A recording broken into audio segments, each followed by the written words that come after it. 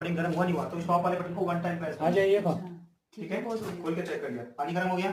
इसे अगर मुझे और गर्म करना है तो रीस्टार्ट, और अगर काफी और गर्म नहीं करना तो one time pause and second time cancel, बाकी का टाइम कैंसिल कर दिया।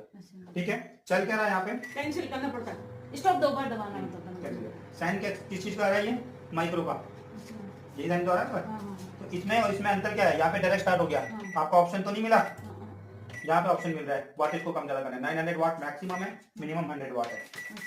ठीक है, देन स्टार्ट, टाइम दिया यहाँ से सिलेक्ट करके।